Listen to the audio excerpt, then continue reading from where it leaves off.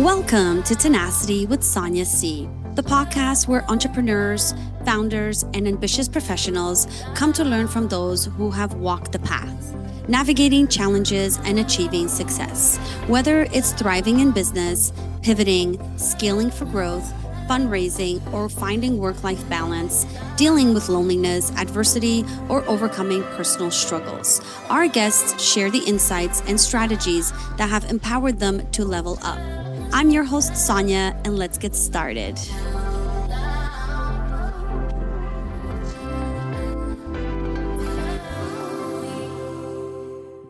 My guest today is Adina Kroll. Adina is an international business and human design coach, certified NLP practitioner, sales expert, author, and speaker. Adina is on a mission to help entrepreneurs scale their businesses to 6 and 7 figures without burning out in the process.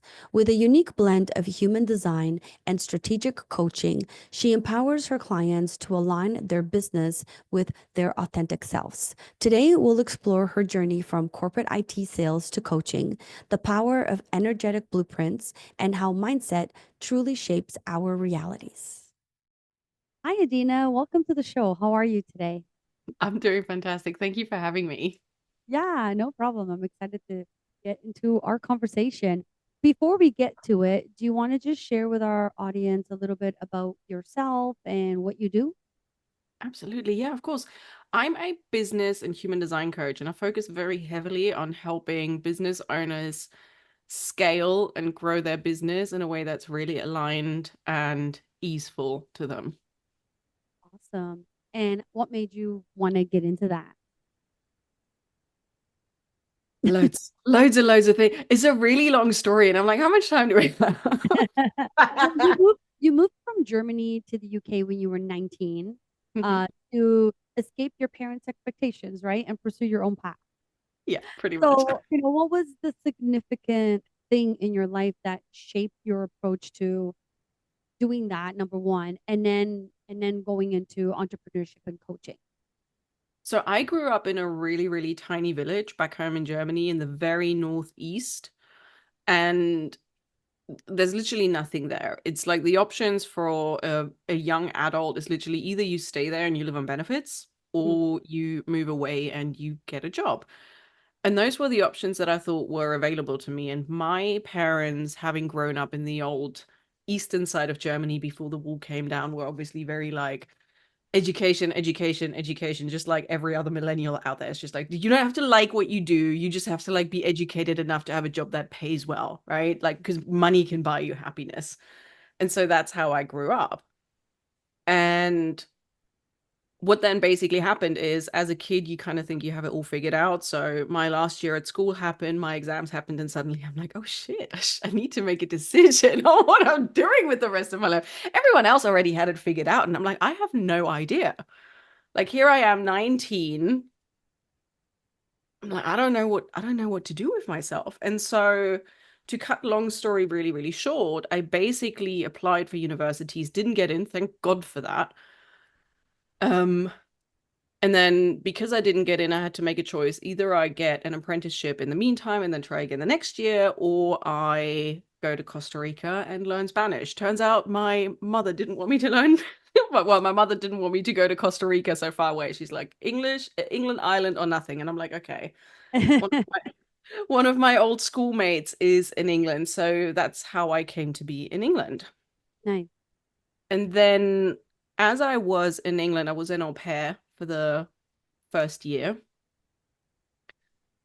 I then decided, oh, I didn't really want to go back yet. So then I applied, like I handed my CV out on the high street, and the first place that took me was a restaurant chain called Nando's. I don't know if you know it. Yeah, I do. Right. So I was a waitress at Nando's. That was my very first job in the UK because they were the ones that took me. And so eventually I got found by someone who's like, Adina, your English is pretty good. Do you want to come work in an office? And I thought, oh, well, now I've hit the jackpot Mm. because now I'm on a salary, no longer 15-hour days. I have my weekends to myself. I thought that I made it. And then it turns out, oh no, the corporate world is not for me. I'm not a good employee, Sonia. I love it. So then I'm trying to condense it as much as I can. I worked in IT sales for a long, long time, worked in big organizations, worked in IT sales, and I was very good at it as well.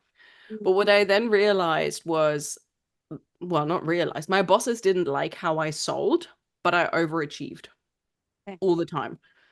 Um, so we had like call sheets where we had to do like 40 calls a day and 2 hours of talk time a day, but I got my work done with like 10 calls a day. And I basically cheated on the calls. I just called my old German number so that because I'm like, why should I be calling things when I'm already overachieving? Because my reward for overachieving was more work. Mm. So why should I overachieve? You're only going to raise my target every time I achieve. So like you're not giving me more holiday, you're not giving me more money. Like why should I? Yeah. And then eventually I was sick of it and I started my own business, and that's how I came here. Wow. Okay. You've answered like five of my questions in one. I love it. We were efficient. We are. So let's move on to a little bit more of the coaching part of what you do. So can you explain what the human design is and how you incorporate it into your coaching to help entrepreneurs understand their unique energetic blueprint? Absolutely. Yeah, I would love to. For anyone who doesn't know what human design is, even though it's come into popularity recently, Mm. it's a self-discovery system. It's a way for us to figure out how do we as ourselves make decisions. To give a little bit of background, all of us in our society, like there is no one big entity that does it, it's just how it happens. We've been taught to trust that everyone else knows about ourselves better than we do, right? Our parents, teachers, governments, bosses. You should be doing this. You should be studying this. You should be moving with this. You should be marrying this person. Like everyone, this was my problem as a kid as well. I was a kid at 19. Adina, you should be studying this. I'm like, I don't know if I want that, right? And so all of our time is always spent listening to what everyone else thinks is correct for us.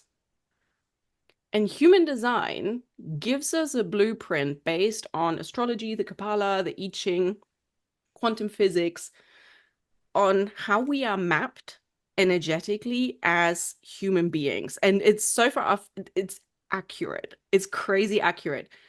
And it gives us an understanding. What is our authority? Our authority is essentially our internal decision-making tool, right? Some people make emotional decisions. Others make split-second decisions. Others make gut decisions. Others need pros and cons lists. And so that's what human design is in a nutshell. And the way that I use it in my business is it gives me the opportunity to tailor what my clients need and what I need in the moment, because for the longest time, I thought that I did everything wrong. Right. So when I did business, I spent a lot of money on like really high-end coaching packages and marketing courses and all of these things, like the typical post 3 times a day, be very provocative, comment on everyone who only so much as glances at your post, like the usual thing. Like that was pre-COVID back in the days. Sure. But you did it because you thought you had to do this kind of thing. And I actually got less clients through it. And I'm like, well, what's wrong with me? And eventually my mentor at the time said, well, yeah, I can see that you're doing everything. What's your human design? And I'm like, I have no idea. She says, well, go do the thing and then tell me. And I'm like, well, I'm a projector. And she's like, well, of course, none of this is working for you. And I'm like, can you tell me now? And you had no idea. I had no idea. No, because that was the first time back in 2019, I believe, when I very first heard it. Yeah.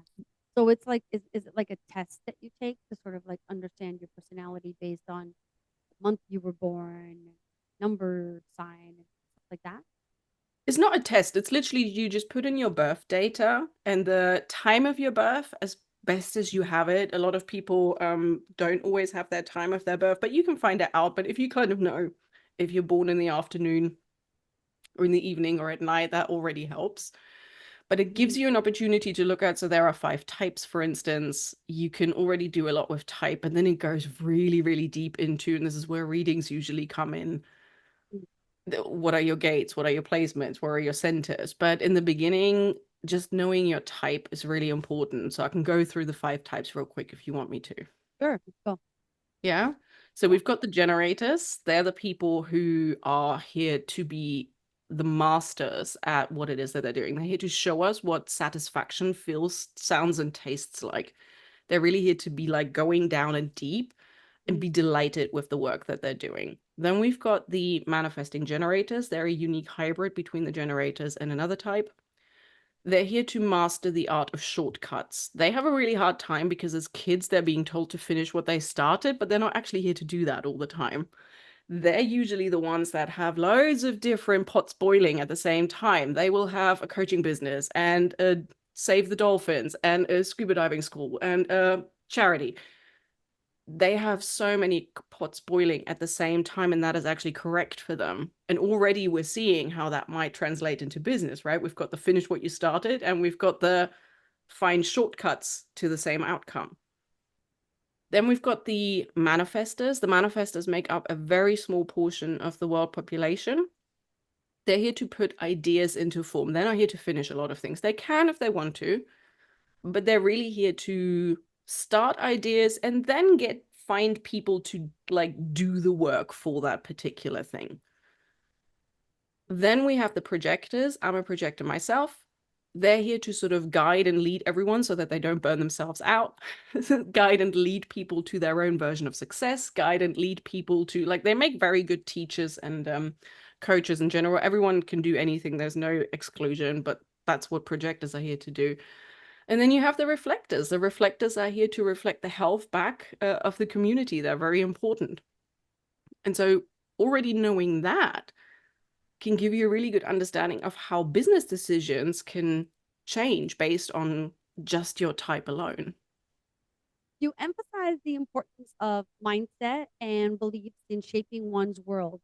Could you share some common limiting beliefs you encounter in your clients and how you help them overcome? Yeah, for sure. I mean, everyone knows what imposter syndrome feels like. Yeah. I'm not good enough. I'm a failure. I have to do everything perfectly, right? The perfectionist is a huge one, especially I think every entrepreneur can appreciate this perfectionism because there's a certain level of quality you want to put out. Mhm. Um, Overwhelm. A lot of entrepreneurs tend to go into business to create freedom for themselves, right? So for instance, if I take myself, I'm just like, no, fuck this. I'm so sorry. It's okay. I should have asked before. Like, I'm not going to work for anyone else. I'm going to work for myself. And then you become a slave to yourself. Yeah, and then you become a slave to yourself, right? And so you just like you skip lunches and you probably like if this was an employment, you'd have an HR case on your back already because like this is slavery that you're doing. Like you probably know this for yourself as well. It's just like, oh, just one after another. And so these are some very common limiting beliefs because they really mess with your income capacity and with your potential, and they really mess with what it is that you're trying to build. You're not going to become a happy person by overworking yourself. You're not going to become a wealthy person by killing yourself in the process of building a business because everything, like, you're breaking yourself down. Yeah. Sometimes I always tell people like entrepreneurship is great, but I heard something the other day and I was like, wow, that's powerful. And someone was saying there are entrepreneurs out there that are not necessarily working for themselves. There Yeah. are hundreds of entrepreneurs that are working at other companies and they are bringing ideas to the table, they're helping those companies grow, they're in management. You don't necessarily have to own your own business to be an entrepreneur. And I think I thought to me that was really powerful because there is so much stress with just being self-employed. And I think people think that if you go down that path, that's like the best way to go because working for someone else is terrible. But that's not always the case. You could work for someone else, get paid really well, be in an environment where they accept ideas, they welcome them, they sit you at the table, you get a salary, you get vacation time, and you're not as stressed out, right? Mhm. So I'm always like there's pros and cons to everything in life, and that includes entrepreneurship, right? Precisely. Yeah. I mean, you just, uh, Have you heard of Mark Manson? No. Really recommend reading his book, The Subtle Art of Not Giving a Fuck. Really Oh, good yes, book. yes, I have heard of that. Yes, yes. Yeah, okay, so he always puts it, it's one of my favorite ways that he says it. He says you get to choose your shit sandwich Yeah, because nothing comes, like everything has a cost, and if you're employed it comes at a cost, right? There's freedom of choice you're not getting because you don't get to do all of the things when you're employed and your salary is capped and whatever. yeah, Or but when you are employed, you're wearing everyone's hat. And you have a lot of pressure and you do have to CEO and boss yourself. And it's just like, well, which do you want, the one with cheese or do you want the one with olives? It's up to you. yeah, yeah. Do I you quite think there's a difference like long term, once you've gone down the path of because is there more benefits to being self-employed when you think about it like long term? So you've been doing this for a while. it it honestly depends. There's no right answer to this because it depends who you are as a person. Yeah, It depends what your values are. If your values are much stronger with some that align in employment, then entrepreneurship over time is not going to feel aligned for you. But if you are someone whose values align more with what like self-employment brings to you, so it's a bit of a cop-out answer, but yeah. it depends. And I think that's the beauty of it, that we get to choose.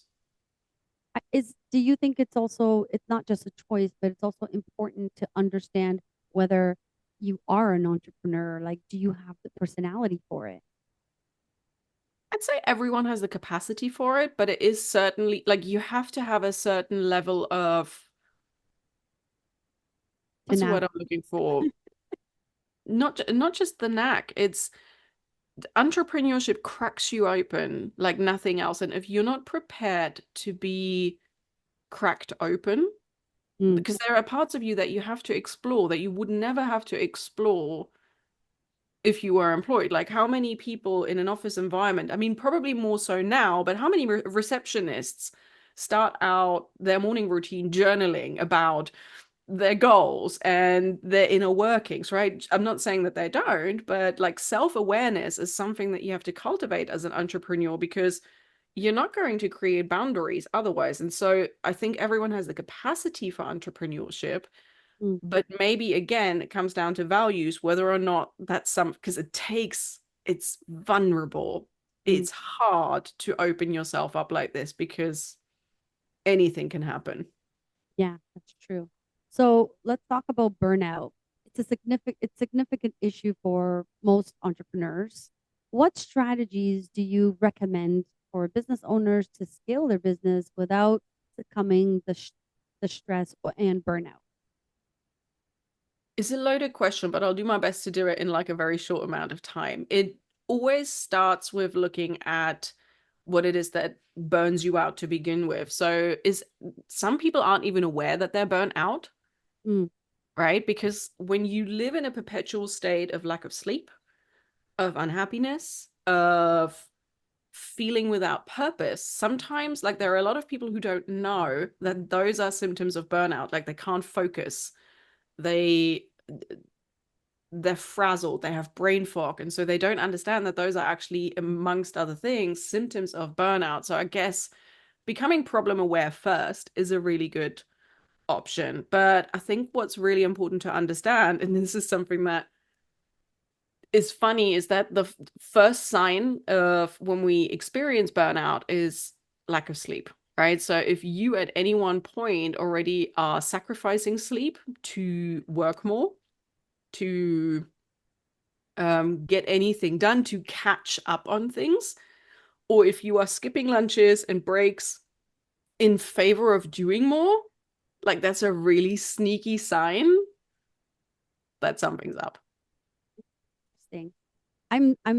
I'm crazy about my sleep, so I never skip it. But I do find that like when I don't get enough sleep, my whole day is ruined. But one thing you just said, and I'm like, crap, I do that all the time. I always forget to eat. And sometimes people are like, oh, what'd you have for lunch? I'm like, I didn't have lunch today. And that's such a normal thing for me. Mhm. I get so in it, I'm in the zone that I just like, I realize it's 3 o'clock. Oh, I didn't eat. I'll have dinner. You know what I mean? So Mhm. I do stuff like that all the time. And I think it's just because like you're in your zone or you're in your mind and you're just like, oh, that can wait. It's not a priority.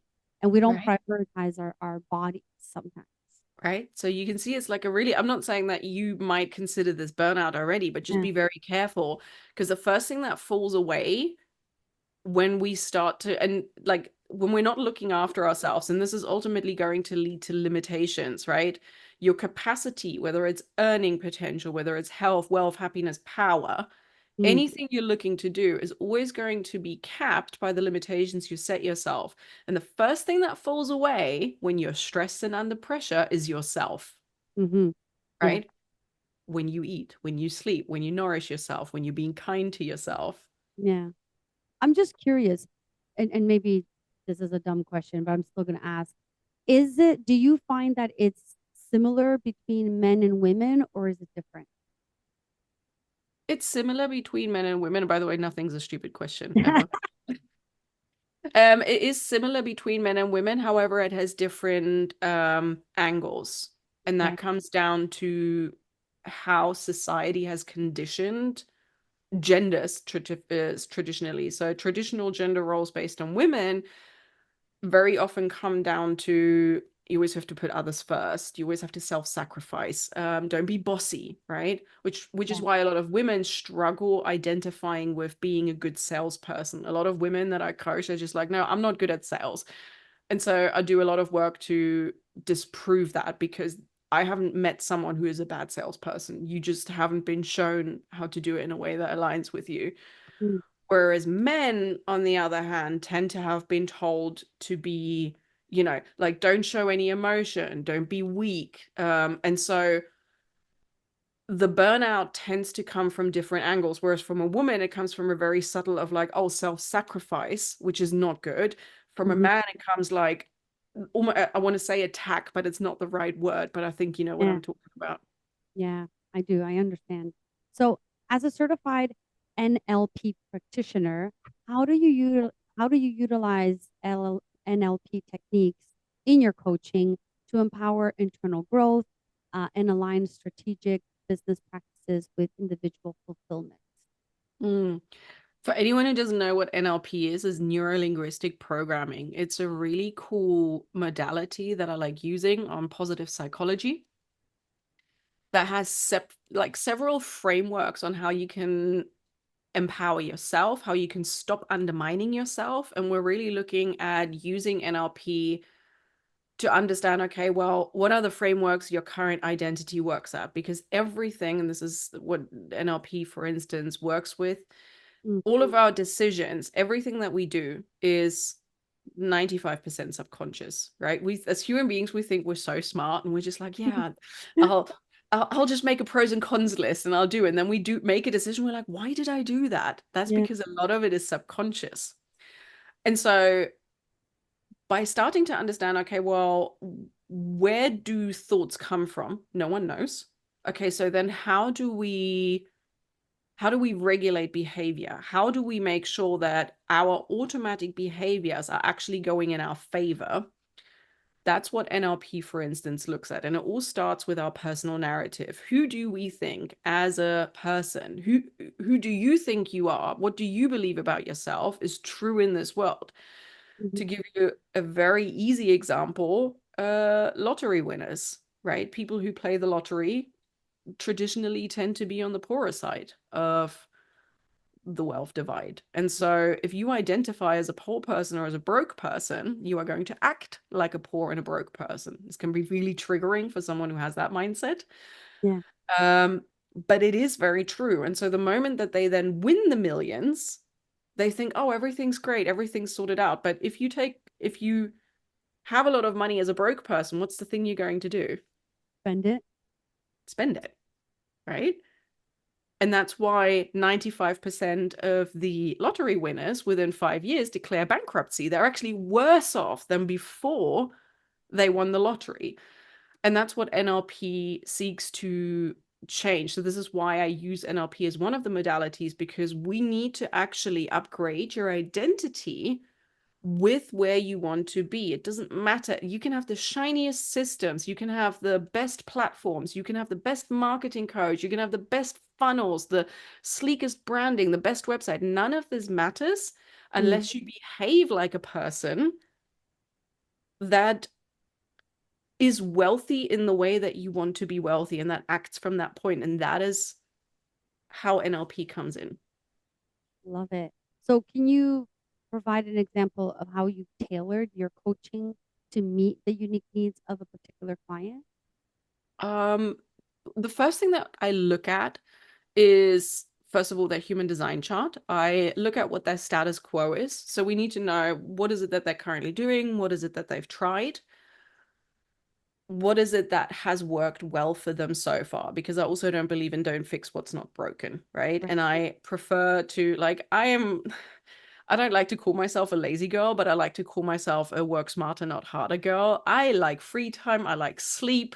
And I know that my clients like the same thing. And so the first thing is really like, okay, well, what does the status quo look like? Then we need to look at, where do you actually want to go? A surprising amount of people think they know where they want to go. They don't. And if they think they know where they want to go, they're either not specific enough or very often put limitations on themselves. And you can easily tell that when people set goals and they say, well, I would like this, but I don't think that's possible for me, so I'm going to go here instead. Right? So they're already limiting themselves by dreaming. And so we need to look at, okay, well, why is that? And then once we have that picture, we can then look at, okay, well, how do we achieve these goals? And I do this with NLP frameworks. I do this with belief work, with reprogramming identity patterns and belief work, and all of these weird and wonderful things that I've been very lucky enough to study. Great. So before we wrap up, can you leave us with balancing personal interests with professional responsibilities is crucial for overall well-being. How do your passions like video games and food play a role in maintaining your balance and happiness while running a successful coaching business? Work hours, for one, really, really important. Though obviously, sometimes it's harder to stick to them or not. But it is sticking to work hours, keeping a certain routine. It is very easy for people to sit on the sofa and watch Netflix in the evening and reply to emails, right? So there has to be an absolute no stop.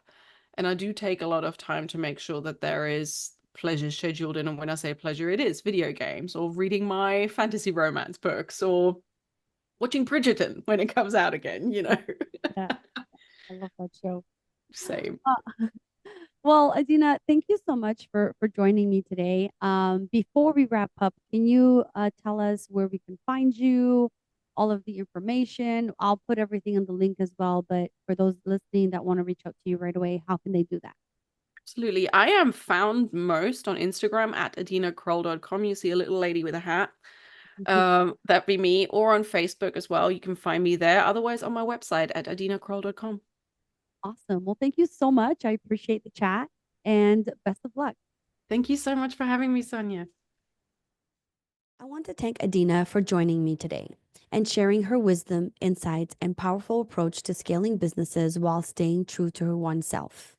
Your perspective on human design, mindset shifts, and avoiding burnout is refreshing and deeply needed in today's entrepreneurial landscape. And that's a wrap.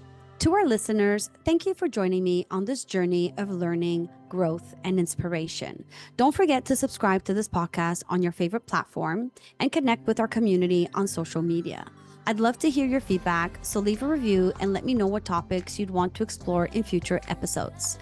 Remember, the future belongs to those who embrace challenges, adapt with tenacity, and keep pushing forward. Keep growing, keep pivoting, and most importantly, stay tenacious in your pursuits. Thank you for tuning in, and I look forward to bringing you more insightful conversations in our upcoming episodes. This is Sonia signing off, but as always, keep chasing your dreams with tenacity.